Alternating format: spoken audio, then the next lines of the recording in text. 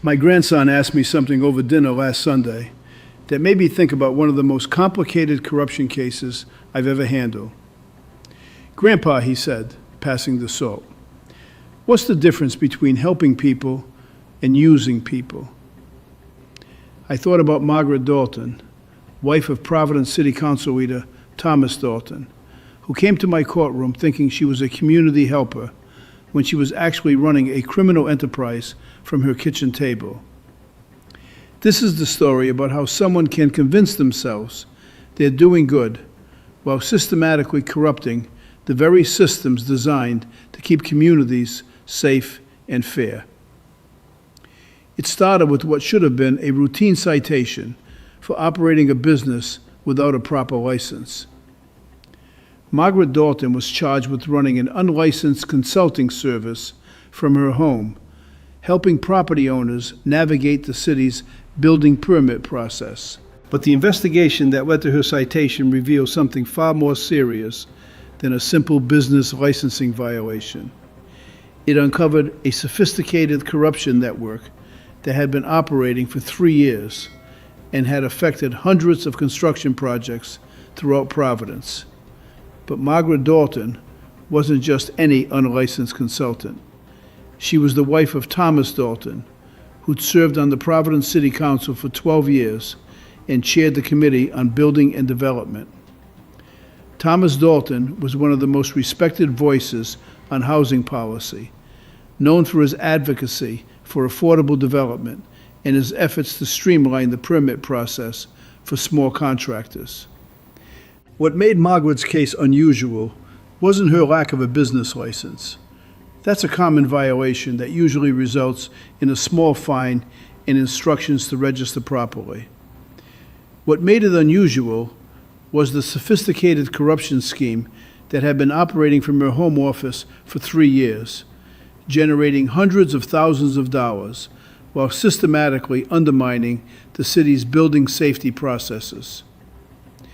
I learned from the case file that the investigation began when City Fire Inspector Luis Rodriguez noticed something troubling.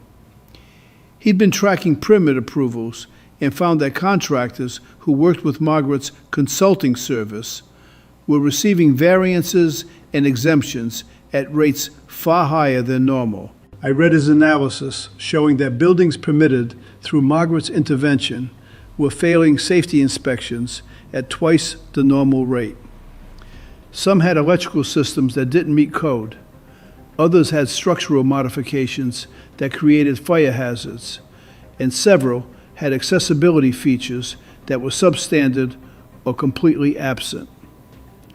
When I reviewed Rodriguez's report to the city attorney's office, I discovered that Margaret had been operating what amounted to a permit mill, taking payments from contractors and guaranteeing approval for their projects, regardless of whether those projects met city codes or safety standards.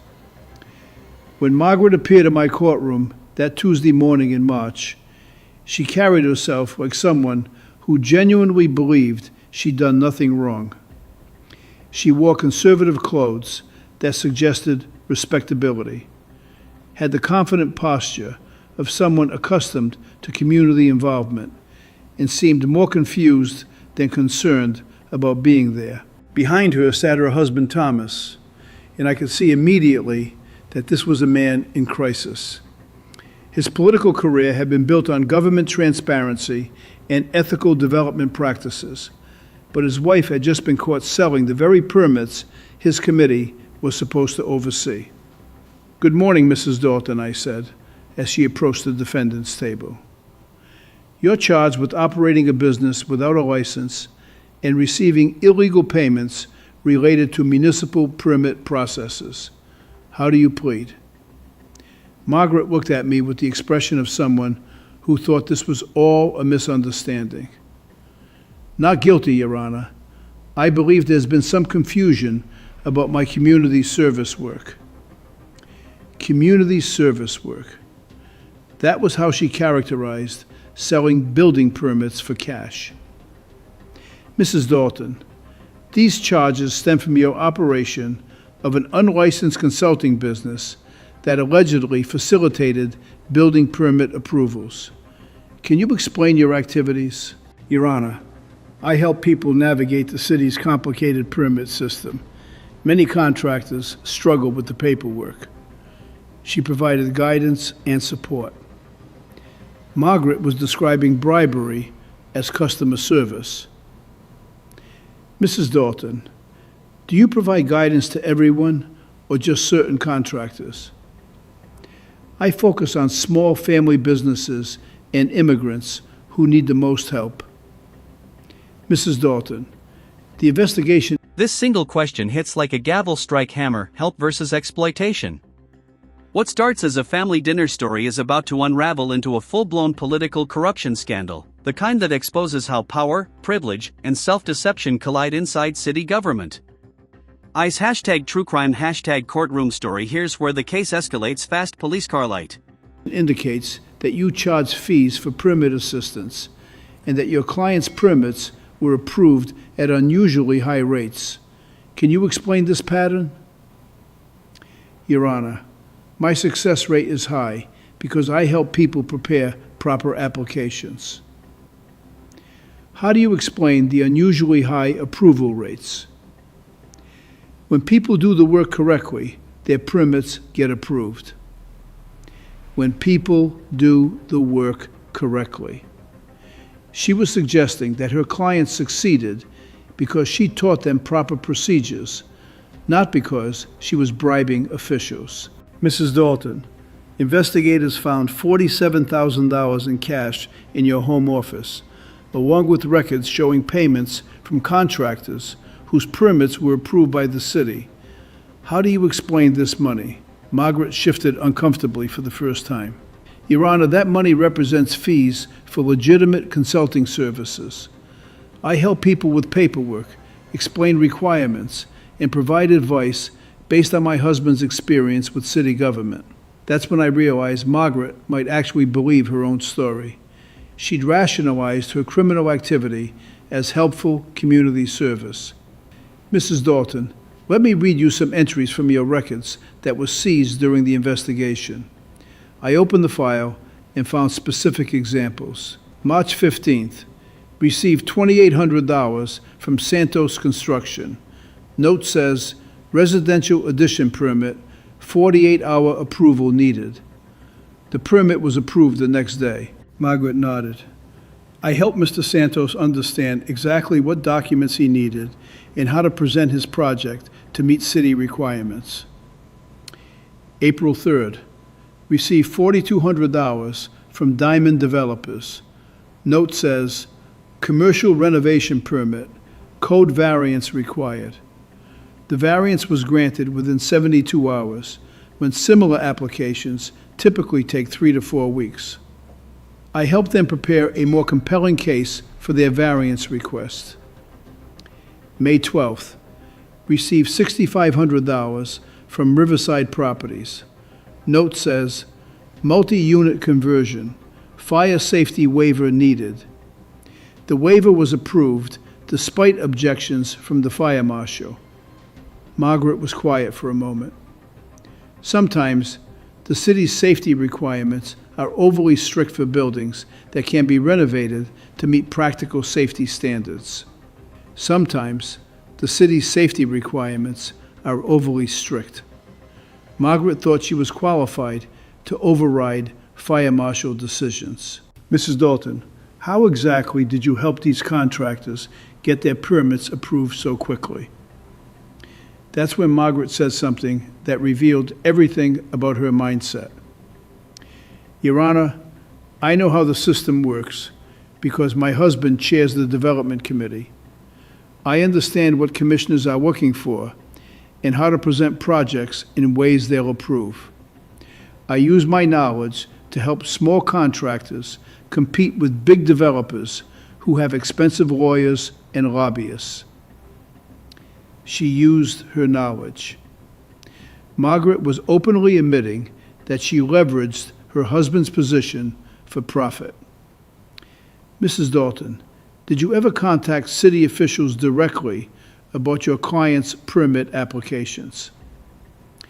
Your Honor, I may have made some phone calls to clarify requirements or ask questions about procedures, but I never demanded special treatment or threatened anyone. Some phone calls to clarify requirements. She was minimizing direct intervention in the permit process. That's when the prosecutor, Assistant District Attorney Sarah Kim, presented evidence that showed the full scope of Margaret's operation. Your Honor, we have recorded phone calls between Mrs. Dalton and various city officials where she explicitly requests expedited approval for her client's permits. In several cases, she mentions her husband's position and suggests that cooperation would be, quote, appreciated. Recorded phone calls. The authorities had been investigating Margaret's operation for months. Your Honor, we also have testimony from 3 city employees who state that Mrs. Dalton offered them personal payments in exchange for priority processing of permit applications. Personal payments to city employees. Margaret had been bribing municipal workers. Additionally, we have documentation showing that permits approved through Mrs. Dalton's intervention resulted in construction projects that failed safety inspections at twice the normal rate. Failed safety inspections. Margaret's corruption was resulting in unsafe construction that endangered public safety. When the prosecutor finished presenting evidence, Margaret looked genuinely shocked. She apparently had no idea that her activities had been under investigation or that her, quote, community service was considered criminal. Your Honor, she said, I never meant to do anything illegal. I thought I was helping people navigate a complicated system. That's when Thomas Dalton asked permission to address the court. Your Honor, may I speak about my wife's activities? I could see this was extremely difficult for him, but I respected his willingness to address the situation publicly. Councilman Dalton, please proceed. Thomas Dalton stood with obvious shame and deep regret. Your Honor, I'm horrified by Margaret's actions. An unlicensed business charge is usually minor, a fine, paperwork, done. But once investigators uncover bribery, illegal payments, and abuse of public office, we're no longer talking about red tape. We're talking criminal corruption with real prison exposure. This is one of the most dangerous courtroom personalities faced without mouth fog, the defendant who truly believes they're innocent. And deeply sorry for the damage to public trust that her behavior has caused. I've spent my career trying to make city government more transparent and efficient, and my wife has undermined everything I've worked to build. Margaret looked surprised that her husband wasn't defending her. Your Honor, I want the court to know that I had no knowledge of Margaret's consulting business or her communications with city employees. When investigators contacted me about her activities, I was shocked and immediately offered my full cooperation. Councilman Dalton, how do you respond to the allegation that your wife used your position to influence permit decisions? Your Honor, Margaret may have mentioned my name or position during her interactions with city officials, but I never authorized her to do so, and I never intervened in any permit decisions on behalf of her clients. Do you believe your wife should face consequences for her actions? Thomas Dalton nodded firmly. Your Honor, Margaret's actions corrupted the permit process, endangered public safety, and violated the public trust. Whatever consequences you impose are deserved, and I support full accountability. I looked at Margaret, who was finally understanding that her husband wasn't going to protect her from responsibility. Mrs. Dalton, your husband just told this court that your actions corrupted city government and endangered public safety. You've heard evidence about bribes, recorded phone calls, and safety violations. Do you still maintain that you were just providing legitimate consulting services? Margaret's confident demeanor was finally cracking. Your Honor, I can see now that my methods may have been inappropriate, even if my intentions were good. Mrs. Dalton, your intentions were irrelevant.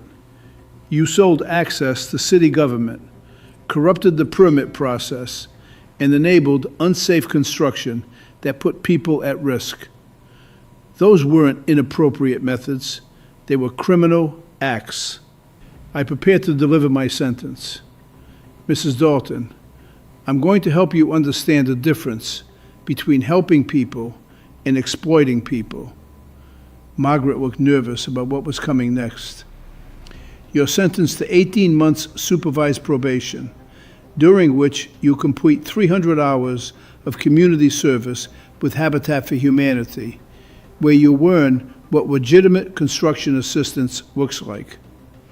Additionally, you pay restitution of $47,000 to the City of Providence to fund additional safety inspections of all construction projects that receive permits through your intervention. You're also required to surrender all records of your consulting business to the City Ethics Office and cooperate fully with ongoing investigations into permit corruption.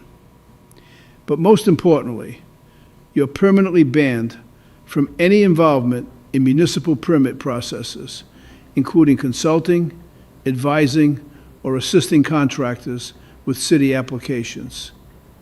Margaret looked panicked. Your Honor, how will contractors get help navigating the permit system? Mrs. Dalton, contractors will get help from legitimate city employees who provide guidance without taking bribes, from licensed architects and engineers who understand building codes, and from properly registered consulting businesses that operate transparently. 6 months later, I received a letter from Margaret Dalton. Judge Caprio, she wrote, working with Habitat for Humanity has shown me what legitimate construction assistance actually looks like. I've learned about building codes, safety requirements, and proper permit procedures from professionals who prioritize public safety over profit. I've watched volunteers help low-income families navigate the permit process honestly and legally. I've seen how... No fear. No panic. Just confidence. Margaret isn't acting, she's convinced herself she's a helper, not a criminal. That mindset is exactly how corruption survives for years, and there it is, collision, the moment every prosecutor waits for. She didn't say, "I broke the law," but she admitted leveraging political power for profit. Real construction advocacy works through education, proper documentation, and respect for safety standards, rather than through bribes and political connections. I realize now that my consulting business was actually harming the very people I thought I was helping. When I bypassed safety requirements and expedited permits inappropriately, I was enabling construction that put families at risk. I'm deeply sorry for corrupting the permit process and undermining my husband's work to improve city government. Your sentence taught me the difference between genuine community service and criminal exploitation. I also received a letter from Thomas Dalton. Judge, he wrote, thank you for holding Margaret accountable while recognizing that her crimes were separate from my official duties. The city ethics investigation found no evidence that I was involved in or aware of Margaret's activities. Margaret's case led to important reforms in our permit process. We've implemented new oversight procedures, created clear guidelines for contractor assistance, and established regular audits to prevent future corruption. The investigation also revealed that Margaret's clients who received improper approvals had to invest significant additional money to bring their construction up to proper safety standards.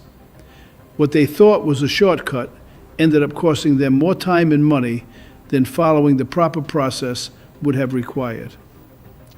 18 months later, I learned that Margaret had continued volunteering with Habitat for Humanity beyond her required service hours. She'd become an advocate for affordable housing programs that operate transparently and legally.